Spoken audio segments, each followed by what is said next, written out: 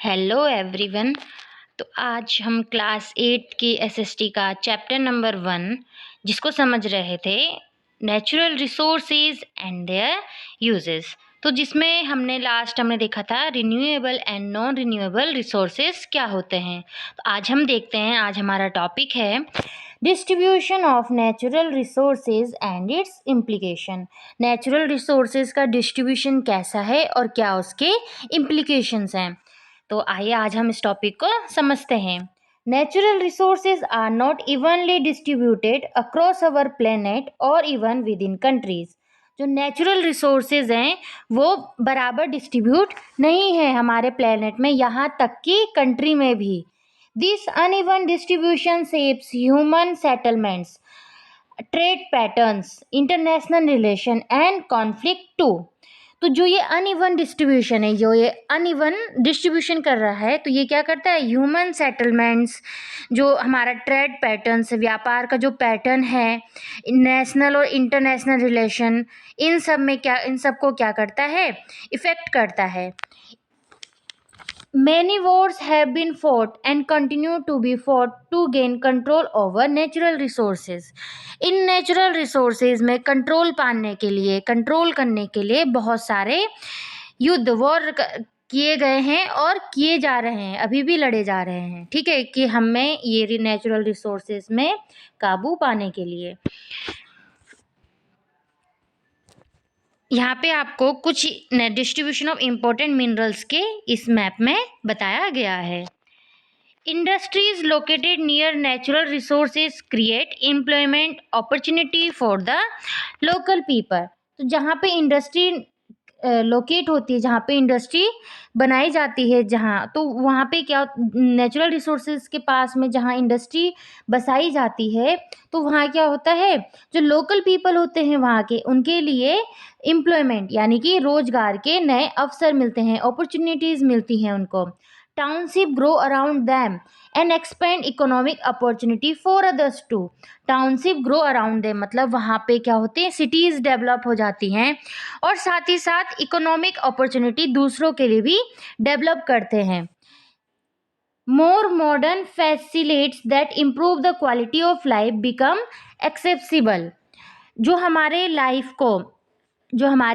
Life में सुधार के लिए जितनी भी हमारी मॉडर्न सुविधाएं हैं, वो सब वहाँ पे क्या हो जाती हैं, आसानी से मिलने लग जाते हैं। However these benefits are often accompanied by cost in the short term as well as in the long term. तो जितने भी हमें ये फ़ायदे हो रहे हैं, उसका हमें कुछ ना कुछ कॉस्ट तो भुगतान करना ही पड़ेगा, चाहे वो कम टाइम के लिए हो, चाहे वो लॉन्ग टर्म के लिए हो। We have examples from across the world of people living in resource-rich area who have been displaced from their home to facilitate such developments. अब क्या होता है, जहाँ पे इंडस्ट्री बनाई जा रही है, नेचुरल रिसोर्स जहाँ पर है वहाँ पे इंडस्ट्री बसाई जा रही है, तो उस इंडस्ट्री के लिए जगह चाहिए, तो वहाँ के जो लोकल पीपल है वहाँ उनको क्या कर दिया गया, उनके घर से निकाल के उनको रीलोकेट कर दिया गया है ऐसे डेवलपमेंट के लिए। तो in some cases their sacred places are under threat leading to conflict. इससे क्या होता है, जो उनके पवित्र स्थल हैं, सेक्रेड प्लेसेस मतलब पवित्र स्थल हैं, वो भी खतरे में हैं। ठीक है, वो भी क्या है, खतरे में हैं, जिससे कि उनको क्या होता है, संघर्ष करना पड़ता है। National and international trade depend on geographical location of natural resources. तो जो नेशनल और इंटरनेशनल ट्रेड मतलब व्यापार है, वो किस पर डिपेंड करता है, जो नेचुरल रिसोर्सेज है उसका जियोग्राफिकल लोकेशन क्या है। Combined with human knowledge and skill, ठीक है, ह्यूमन की नॉलेज से, स्किल से, these can create unique product. इससे क्या कर सकते हैं, हम यूनिक प्रोडक्ट भी क्रिएट कर सकते हैं, like woods, steel. As we know trade fueled the development of large empire in India. तो भारत ने क्या करा है, ऐसे बड़े साम्राज्यों के विकास को क्या करा है, उनको बढ़ावा दिया है। ठीक है,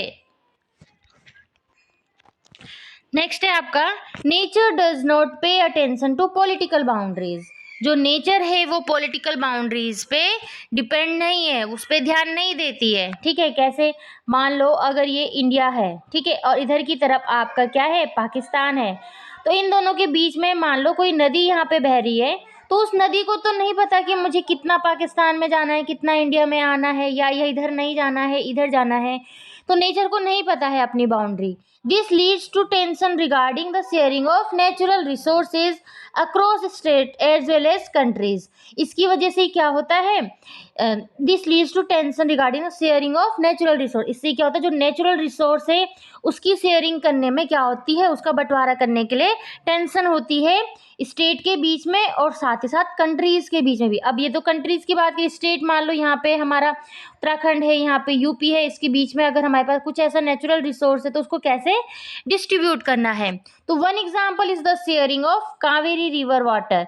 तो एक एग्जांपल है यहाँ पे, तो कावेरी रिवर का जो वाटर है उसको कहाँ कहाँ डिस्ट्रीब्यूट करना पड़ रहा है, Karnataka, Tamil Nadu, Kerala and Puducherry. Negotiation and deft management were required to maintain peace and fair sharing. तो नेगोशिएशन एंड डेफ्ट मैनेजमेंट क्या करता है, जिसके थ्रू क्या करता है, जैसे कि कावेरी नदी का एग्जाम्पल दिया गया जो कर्नाटका, तमिलनाडु, केरला और पोंडुचेरी में जा रही है, तो ये क्या करती है, मेंटेन करती है, शांति रहे और साथ ही साथ फेयर शेयरिंग होती है। Of course reaching such agreement between neighbouring country is not easy. अब देखो एक ही कंट्री में ठीक है, स्टेट्स के बीच में तो फिर भी एक बारी के लिए हम डिस्ट्रीब्यूट कर सकते हैं, पीस मेंटेन कर सकते हैं, फेयर शेयरिंग कर सकते हैं, लेकिन कंट्रीज़ के बीच में, किसके बीच में, कंट्रीज़ के बीच में इसको शेयर करना इतना इजी नहीं होता है। ठीक है, इसीलिए तो क्या होती हैं, लड़ाइयाँ होती हैं, ये बोलता है नहीं ये हमारा है, दूसरा बोल रहा है नहीं हमारा है। ठीक है, natural resource, the natural resource curse मतलब सांप, अभी सांप हम जिसे बोल सकते हैं। तो ऐसा नहीं है कि जहाँ पे नेचुरल रिसोर्सेज है वहाँ पे अच्छा डेवलपमेंट हो। कई बारी क्या होता है, अगर ज़्यादा नेचुरल रिसोर्स है तो वहाँ पे उतना ज़्यादा अच्छे से डेवलपमेंट नहीं हो पाता है। तो having abundant natural resources does not guarantee economic prosperity. ठीक है, तो हमारे पास में अगर अच्छे अमाउंट में अगर नेचुरल रिसोर्सेज है तो इसका मतलब ये नहीं कि इकोनॉमिक प्रोस्पेरिटी, ठीक है, यानी आर्थिक समृद्धि भी हो, इसकी कोई ऐसी गारंटी नहीं है। Some region rich in natural resources can experience slower economic growth and development.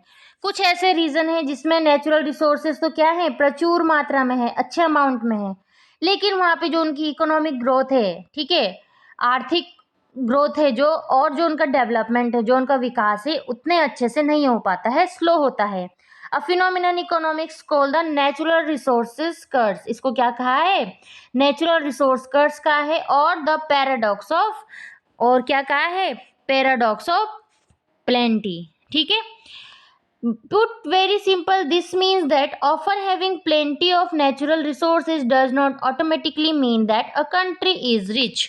अब इसका मतलब क्या हुआ कि किसी कंट्री के पास में अगर नेचुरल रिसोर्सेज में बहुत अच्छे अमाउंट में है, इसका मतलब ये नहीं है कि वो कंट्री क्या है, रिच है, ऐसा नहीं है, जरूरी नहीं है।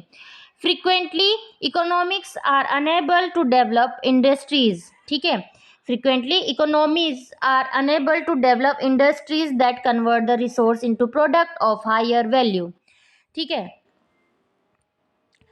तो जो अर्थव्यवस्था होती है, जो इकोनॉमिक्स है, ठीक है, ऐसे इंडस्ट्रीज को डेवलप नहीं कर सकती है जो इन रिसोर्सेज को अच्छे अमाउंट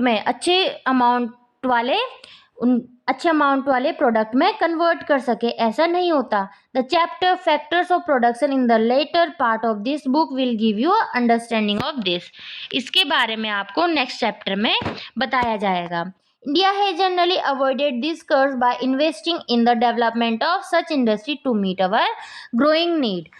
तो भारत ने तो क्या कर दिया है, अपनी जो उनकी बढ़ती हुई जो नीड्स हैं, जो उनकी बढ़ती हुई आवश्यकताएं हैं, उनको पूरा करने के लिए ऐसे इंडस्ट्रीज का विकास करने में निवेश कर दिया है, ताकि वो इस कर्ज से क्या हो जाए, बच जाएं। ठीक है, नेचुरल रिसोर्सेज का जो कर्ज है इससे बच जाए। तो यहाँ पे हमने देखा कि कैसे नेचुरल रिसोर्स हमारे लिए कर्ज भी हो सकता है। कोई जरूरी नहीं है कि जहाँ पे नेचुरल रिसोर्सेज अच्छे अमाउंट में हो वहाँ पे डेवलपमेंट और इकोनॉमिक ग्रोथ उतना अच्छा हो, ऐसा कंपलसरी नहीं है। तो आज के लिए इतना ही। नेक्स्ट क्लास में हम देखेंगे responsible and wise use of natural resources. ठीक है, आज के लिए इतना ही। Thank you. समझ आए तो please like share and subscribe our channel and please comment. Thank you.